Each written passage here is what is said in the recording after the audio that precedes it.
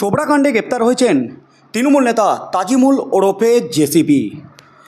তৃণমূল বিধায়ক হামিদুরের একেবারে ডান হাত এই জেসিবি। তার ভয়ে একেবারে তটস্থ হয়ে থাকতো গ্রামবাসীরা। আর এই জেসিবি গ্রেপ্তার হওয়ার পরপরই কিন্তু হাটে হাঁড়ি ভেঙে দিলেন, বিস্ফোরণ ঘটালেন স্থানীয় বাসিন্দারা, তার প্রতিবেশীরা।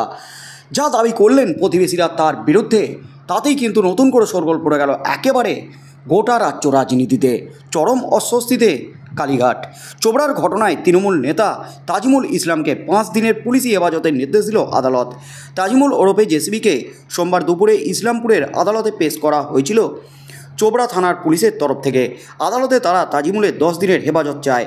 পরে ইসলামপুরের পুলিশ সুপার জবি থমাস কে জানান, তাজিমুলকে 5 দিনের পুলিশি হেফাজতে রাখার নির্দেশ দিয়েছে আদালত। 5 দিন পরে আবার আদালতে তোলা হবে তাকে। তাজিমুলের বিরুদ্ধে 2টি জামিন অযোগ্য এবং 3টি জামিনযোগ্য ধারায় মামলা করেছে পুলিশ। রবিবার সন্ধ্যায় চোপড়া থানা এলাকা থেকে তাকে গ্রেপ্তার করার আগে এবং পরে স্বতঃপ্রণোদিত ওই মামলাগুলি দায়ের করা হয় চোপড়া থানার পুলিশের তরফে। সোমবার আদালতে পেশ করানোর আগে নিয়মমাফিক স্বাস্থ্য পরীক্ষা করানো হয় জেসিবির। স্বাস্থ্য পরীক্ষা করানোর পরে এবং আদালতে যাওয়ার সময় সাংবাদিকরা ঘিরে ধরে গ্রেপ্তার হওয়া তৃণমূল নেতাকে জানতে চান কার নির্দেশে তিনি চোপড়ায় এই ঘটনা ঘটিয়েছেন, কেনই বা ওই যুগলকে মারধর করছিলেন। কিন্তু তাজিমুল কোনো প্রশ্নের জবাব দেননি। পুলিশ সূত্রে খবর, চোপড়ার ঘটনায় জেসিবির বিরুদ্ধে ভারতীয় দণ্ডবিধির 5টি ধারায় মামলা করা হয়েছে। রবিবার স্বতঃপ্রণোদিতভাবে ওই মামলাগুলি দায়ের করেছে পুলিশ। পুলিশ সূত্রে খবর, জেসিবির বিরুদ্ধে জামিন অযোগ্য 354 ধারায় খুনের চেষ্টার মামলা দায়ের করা হয়েছে, যার সর্বোচ্চ সাজা যাবজ্জীবন কারাদণ্ড। 307 ধারায় মহিলা শ্লীলতাহানি এবং তার উপর বল প্রয়োগের অভিযোগ দায়ের হয়েছে। এটিও জামিন অযোগ্য ধারা, যার সর্বোচ্চ সাজা 10 বছর। এছাড়াও ভারতীয় দণ্ডবিধির 323, 325 ও 34 নম্বর ধারাতেও মামলা হয়েছে জেসিবির বিরুদ্ধে। 5 দিনের পুলিশি হেফাজতের নির্দেশ দেওয়া হয়েছে তৃণমূল নেতা জেসিবিকে। চোপড়ায় যুগলকে তালিবানি কায়দায় রীতিমতো নির্যাতন করে রাজ্য রাজনীতি তথা গোটা দেশে শোরগোল ফেলে দিয়েছেন তৃণমূল নেতা তাজিমুল ওরফে জেসিবি। 5 দিনের পুলিশি হেফাজতের নির্দেশ দিল ইসলামপুর আদালত। ধৃতের বিরুদ্ধে মোট 7টি ধারা এখনও পর্যন্ত রুজু হয়েছে বলে খবর উঠে আসছে। 2টি জামিন অযোগ্য এবং 3টি জামিনযোগ্য ধারা। এছাড়াও এর আগে জেসিবির বিরুদ্ধে খুন, অস্ত্র আইন সহ মোট 12টি মামলা ছিল আগে থেকেই। রবিবার জেসিবির দাদাগিরির ভিডিও ভাইরাল হয়। দেখা গেছে মাটিতে ফেলে এক যুবক ও যুবতীকে লাগাতার লাঠি দিয়ে বেধড়ক মারছে জেসিবি। চারিদিকে ঘিরে দাঁড়িয়ে আছে মহিলা সহ অসংখ্য মানুষ, অথচ রক্ষা করার জন্য কেউ এগিয়ে যাননি, থামাননি কেউ। বরং যুগলকে পাশবিকভাবে মারধরের মর্মান্তিক দৃশ্য রীতিমতো তাড়িয়ে তাড়িয়ে উপভোগ করছেন তারা। স্থানীয় সূত্রে জানা গেছে, বাড়ি থেকে পালিয়ে বিয়ে করেছিলেন ওই তরুণী। তারপর গ্রামে সালিসি সভার আয়োজন করা হয়। যদিও এই ভিডিও কিন্তু ভাইরাল হওয়ার পর পুলিশ তদন্তে নেমে জেসিবিকে গ্রেপ্তার করে। স্থানীয় বাসিন্দারা জেসিবির বিরুদ্ধে কিন্তু রীতিমতো বিস্ফোরণ ঘটিয়ে দিলেন। অভিযুক্ত জেসিবি চোপড়ার বিধায়ক তৃণমূলের হামিদুর রহমানের ডানহাত বলে পরিচিত। এলাকায় বিভিন্ন অপরাধমূলক কাজের সঙ্গে যোগ রয়েছে তার। গত পঞ্চায়েত ভোটের মনোনয়ন পর্বে চোপড়ার বামেদের মিছিলে গুলি চালানোর অভিযোগ ওঠে তৃণমূলের বিরুদ্ধে। তাতে এক সিপিএম নেতার মৃত্যুও হয়। সেই ঘটনায় নাম জড়ায় জেসিবির। গ্রেপ্তারও করা হয় তাকে। জেল থেকে কয়েকদিন আগেই জামিনে মুক্ত হয়ে গ্রামে ফিরেছে।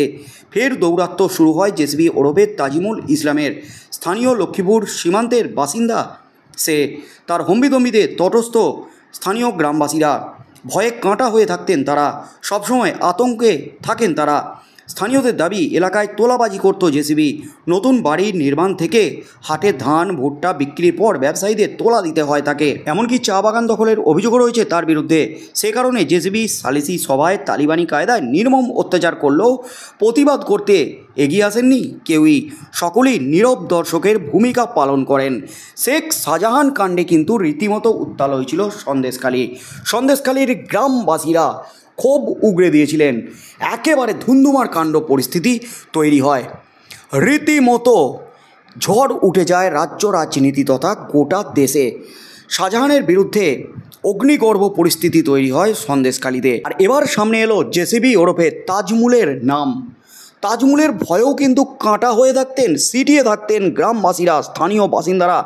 এমনই কিন্তু বিস্ফোরক দাবি করছেন স্থানীয় বাসিন্দারা। তবে মুখ খুললেন কখন? যখন তিনি গ্রেপ্তার হয়েছেন। পুলিশের জালে যখন ধরা পড়েছেন ঠিক তখনই মুখ খুলতে শুরু করলেন স্থানীয় বাসিন্দারা। কিন্তু গতকালের ঘটনা তারা দাঁড়িয়ে দাঁড়িয়ে দেখলেও কেউ প্রতিবাদ করার সাহস পাননি, কারণ তিনি এলাকার একেবারে দোর্দণ্ড প্রতাপ নেতা। তার বিরুদ্ধে মুখ খোলার কারও আইন নেই। তার হম্বি তম্বিতে রীতিমতো ভয়ে কাঁটা হয়ে থাকতো, আতঙ্কে থাকতেন গ্রামবাসীরা।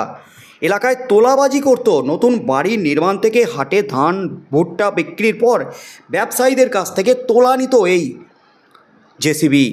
এমনকি চা বাগান দখল করারও অভিযোগ রয়েছে তার বিরুদ্ধে, যে কারণে জেসিবি সালিসি সভায় তালিমানি কায়দায় নির্মম অত্যাচার করলেও তার বিরুদ্ধে কেউ মুখ খোলেনি। অর্থাৎ বিরোধীরা কিন্তু দাবি করছে দ্বিতীয় শাহজাহান বলে। সন্দেশখালিতে শেখ শাহজাহান কাণ্ডের ছায়া কিন্তু ফের চোপড়ায়। জেসিবির অত্যাচারও কিন্তু রীতিমতো প্রাণ ওষ্ঠাগত হয়ে উঠেছে চোপড়া এলাকার বাসিন্দাদের। আগামী দিনে কি হতে চলেছে? পুলিশের জালে জেসিবি, 5 দিনের পুলিশি হেফাজতের নির্দেশ। পুলিশের জেরায় কী কী তথ্য উঠে আসে? সাংবাদিকরা ঘিরে ধরে যে বিস্ফোরক প্রশ্নগুলি করলেন, কার নির্দেশে এইভাবে নির্মমভাবে অত্যাচার করলেন ওই যুগলের উপর, ওই যুবক যুবতীর উপর, কোনো উত্তর দেননি, মুখ খোলেননি জেসিবি। তবে আগামী দিনে পুলিশি জেরায় কী হতে চলেছে, কী কী তথ্য সামনে আসে, কোন মাথার নাম সামনে আসে, সেদিকেই চোখ থাকবে গোটা রাজ্যের।